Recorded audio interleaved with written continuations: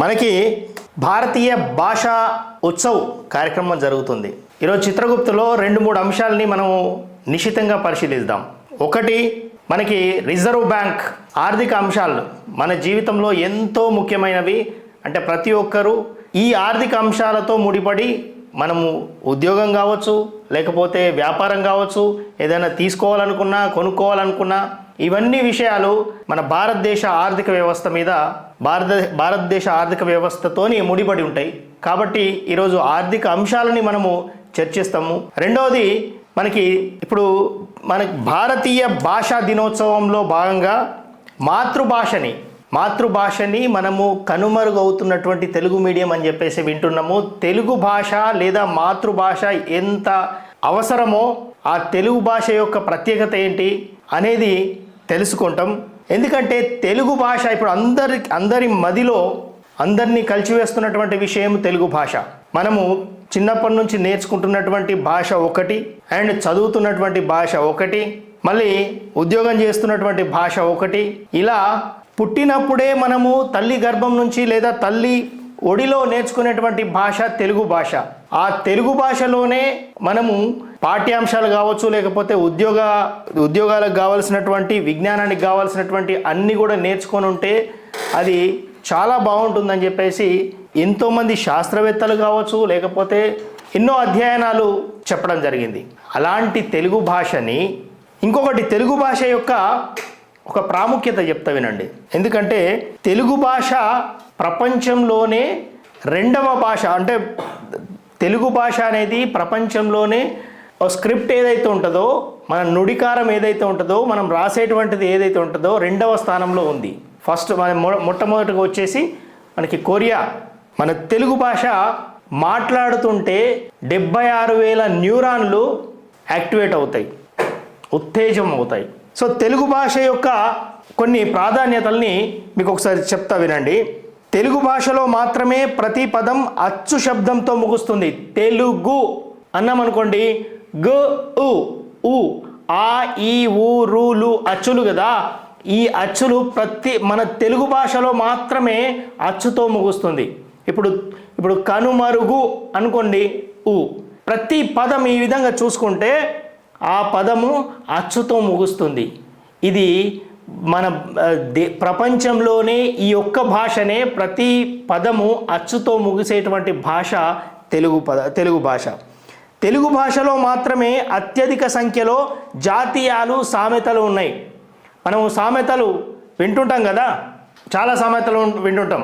ఈ సామెతలన్నీ కూడా తెలుగు భాషలోనే అత్యధికంగా ఉన్నాయి. వేరే భాషల్లోకి ఉన్నాయి, కానీ తెలుగు భాష యొక్క మాధుర్యం ఏంటంటే, తెలుగు భాష యొక్క అందం ఏంటంటే జాతీయాలు, సామెతలు. ప్రతి మాటకు ఒక సామెత చెప్తాం, ప్రతి మాటకి ఒక సామెత చెప్తాం. ఈ భాషకు ఉన్నటువంటి అందము జాతీయాలు, సామెతలు.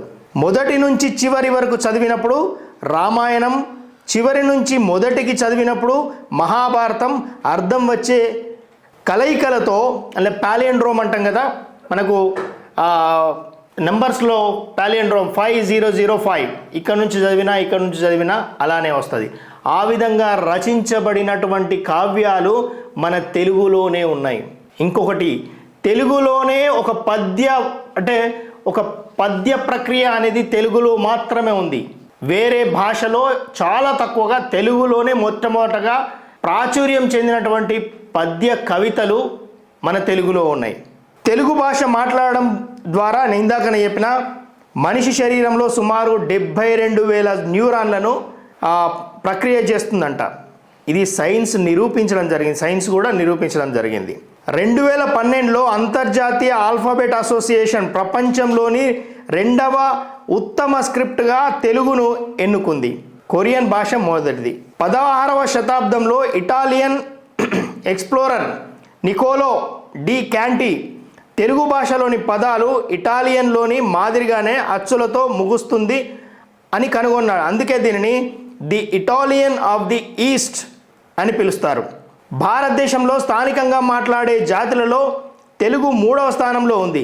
ప్రపంచవ్యాప్తంగా ఎక్కువగా మాట్లాడే భాషల ఎథ్నోలాగ్ జాబితాలో తెలుగు 15వ స్థానంలో ఉండడం విశేషం. ఇక్కడ సుమారు 200 ఏళ్ల క్రితం తెలుగు మాట్లాడే ప్రజలను సుమారు 400 మంది మారిషస్ ప్లాంటేషన్ వర్కర్లుగా అక్కడికి తీసుకెళ్లారు. ఇప్పుడు ఆ దేశ ప్రధానమంత్రి వారి వారసుల్లో ఒకరు కావడం గమనార్హం.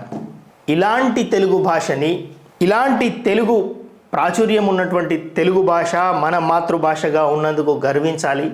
ఈ తెలుగు భాషని మనము గత 20-30 సంవత్సరాల నుంచి పాశ్చాత్య మోదులో పడి మన భాషని మర్చిపోతున్నాం.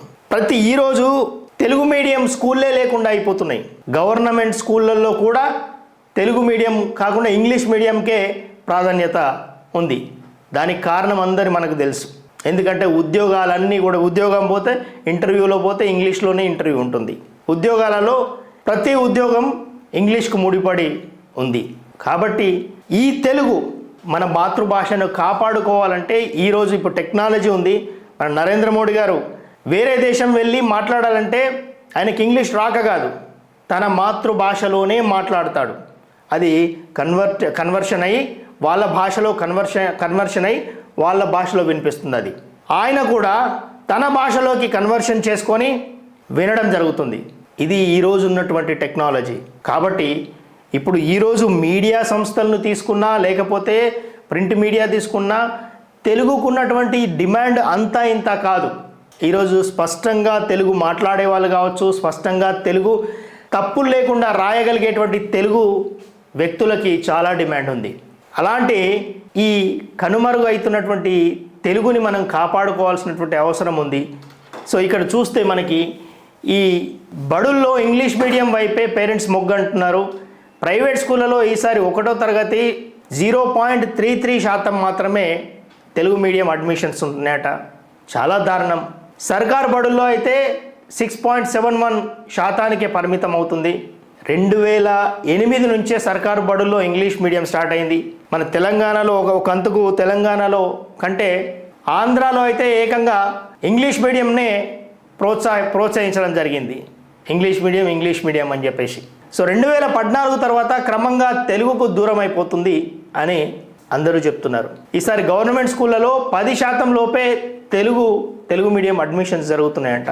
ఇవన్నిటిని చూస్తుంటే ఒక భాష కనుమరుగు కావడం అనేది చాలామందికి. ఇప్పుడు తెలుగుని ఇంగ్లీష్లో రాసుకుంటున్నాం.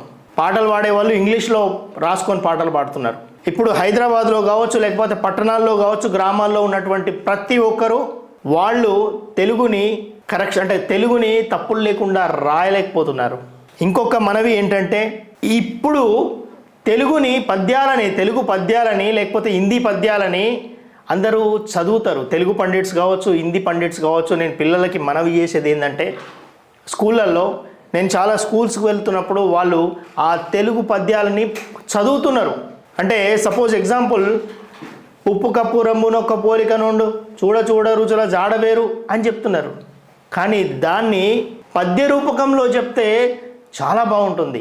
అది పద్య రూపంలో చెప్పాలని చెప్పేసి ప్రతి తెలుగు పండిట్కి కానీ లేకపోతే హిందీ పండిట్కి కానీ వాళ్ళ పద్యాలని కొంచెం దాన్ని నుడికారాన్ని లేకపోతే ఆ పదాన్ని కొంచెం సాగదీయడమే పద్యం.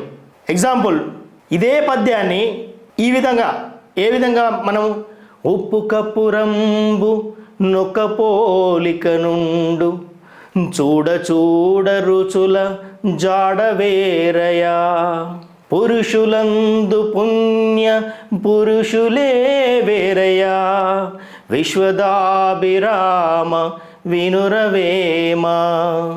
ఈ విధంగా చెప్తే పిల్లలకి చాలా బాగుంటుంది. కాబట్టి పద్యాన్ని పద్య రూపంలో చెప్పాలని చెప్పేసి మన తెలుగు భాషని కాపాడుకోవాలి, తెలుగు భాషలో ఉన్నటువంటి ప్రత్యేకతని కాపాడుకోవాలని చెప్పేసి నేను ఈరోజు అందరికీ విన్నవించుకుంటున్నా. అండ్ చూస్తున్నటువంటి అందరికి కూడా ఒక్కసారి మీ దగ్గర ఉన్నటువంటి ఎన్ని ఇంగ్లీష్ మీడియంలో వచ్చినా, ఎన్ని ఇంగ్లీష్ మీడియం స్కూల్లో వచ్చినా కూడా తెలుగు భాషని కాపాడుకుందాం, తెలుగు భాషని ప్రోత్సహిద్దాం. తెలుగు పాటల్ని కావచ్చు, తెలుగు పద్యాలని కావచ్చు, తెలుగు సామెతల్ని కావచ్చు, ఇవన్నిటిని మనము ప్రోత్సహిద్దాం. చూసేటువంటి అందరూ కూడా మీ పిల్లలకు కావచ్చు, లేకపోతే మీ స్నేహితులు కావచ్చు, అందరూ ఈ తెలుగుని స్ప్రెడ్ చేద్దాం, తెలుగుని విశ్వవ్యాప్తం చేద్దామని చెప్పేసి నేను మిమ్మల్ని అందరినీ కోరుకుంటున్నాను. సో దీన్ని ఇంకొక న్యూస్ విషయానికి వెళ్తే ఇక్కడ అదే విషయాన్ని మనకి ధర్మేంద్ర ప్రధాన్ గారు, మన ఎడ్యుకేషన్ మినిస్టర్, విద్యాశాఖ మంత్రి, మనకి భారతీయ భాషా ఉత్సవ వేడుకల్లో ఆయన పాల్గొని ప్రసంగించిండు.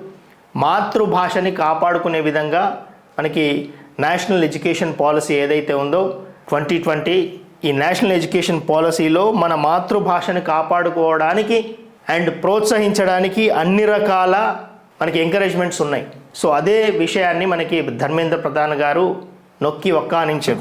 తెలుగులో చెప్పాలంటే నొక్కి ఒక్కానించారు అని అంటాను కదా. సో ఇది